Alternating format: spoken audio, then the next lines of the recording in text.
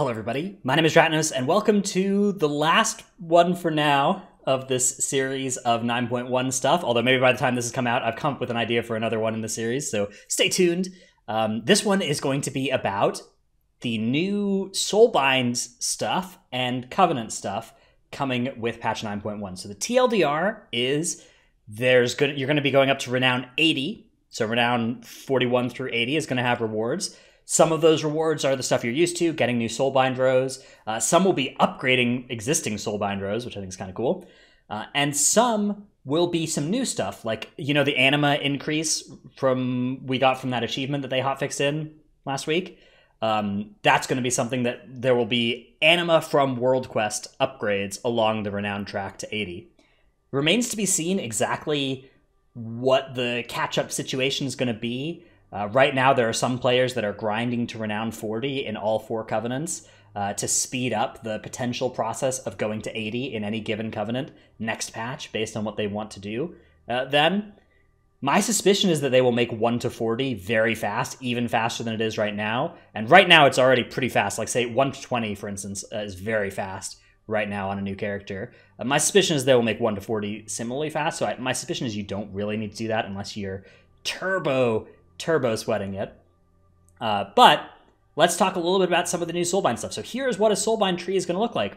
Right off the bat, the stupid conduit energy is still there. So even just filling out one of these trees is going to cost you 1, 2, 3, 4, 5, 6 conduit energy to just slot your conduits the first time into any one of these trees if you're on a new character. So if you are playing a new character, get ready for several weeks of being low on conduit energy as you're just putting your conduits in for the first time. Heaven forbid you actually want to swap them.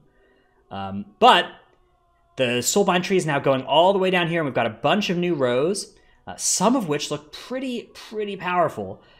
So let's take a look at some of the ones that I think are looking really good here. Fatal Flaw, this is Nadia, which is the haste one from Venthyr. And it says, when the haste effect of Euphoria ends, gain 10 seconds of either 20% crit or verse, whatever you currently have more of. This is potentially really strong. Like, there are a lot of specs that love haste and crit, and Nadia is really good for them if they're Venthyr already. And going from, like, a huge amount of haste to a huge amount of crit, that's gonna be pretty sweet.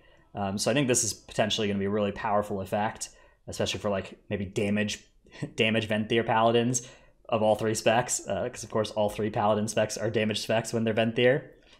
Other cool effects to look at here, and I'll link this in the description below. I'm not going to go and read through all of these. General Draven was already a pretty good tank covenant for the Venthyr. Each nearby enemy trembles at your presence, increasing your damage and healing done by 1%, and reducing damage taken by 1%, up to a maximum of 3 enemies. This is going to be really good in Mythic Plus. Draven is already a really strong Soulbind tree for tanks with the damage reduction below 40% health. Getting an extra, 3% DR here, 3% damage, 3% healing in AoE pulls is going to be very sweet. And turning overheals on you into a hot, pretty cool as well. Looking at Kyrian here, we've got some Mika Nikos stuff, including some changes to, actually nerfs to Mika Nikos for PvP, because people, like Holy Paladins, I guess, were using these. They were really good. Other than that, here we have Pelagos' Better Together node. During combat, moving within 3 yards of a party or raid member inspires both of you, increasing mastery by a small amount for a minute. Still a pretty nice node there. Pretty good value. Also down here, okay, Light the Path from Klaya. Your Valiant Strikes grant you 0.25% crit per stack, and when your Valiant Strikes heal an ally, you each gain 5% crit for 12 seconds. Depending on the fight, if you can somewhat control your Valiant Strikes, which often, Valiant Strike spends a lot of time just down and unavailable on Mythic fights. But if there's fights where it doesn't and where you can somewhat control it, this is potentially a lot of value in a tree that already has a lot of crit from one of its nodes. So this is potentially making Klaya a little bit more competitive.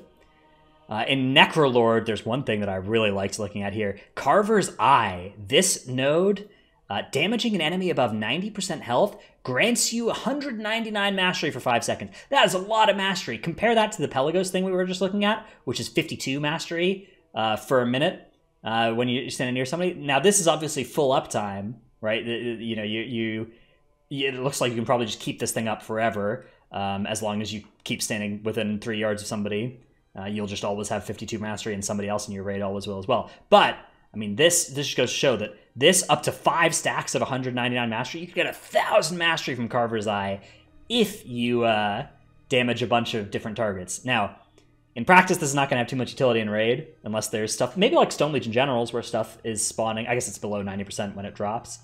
But there's new ads that show up there, so it could potentially be useful in a fight like that. But in Mythic Plus, each pack, you know, you can damage 5 new enemies at the start of the pack, get 1,000 mastery for 5 seconds, and just burst, go to town, especially if you can save an enemy and not damage it, thanks to the helpful target cap, and then damage it a little bit later and refresh your stacks if that works. You could do some real damage with this thing. Okay, Plague Divisor. While above 80% health, 5% of damage taken is delayed and spread out over 5 seconds. I've seen a couple people excited about this one, although I think above 80% health effects tends to not be too realistic to get all that much use out of as a tank in a situation where you would actually be in too much trouble.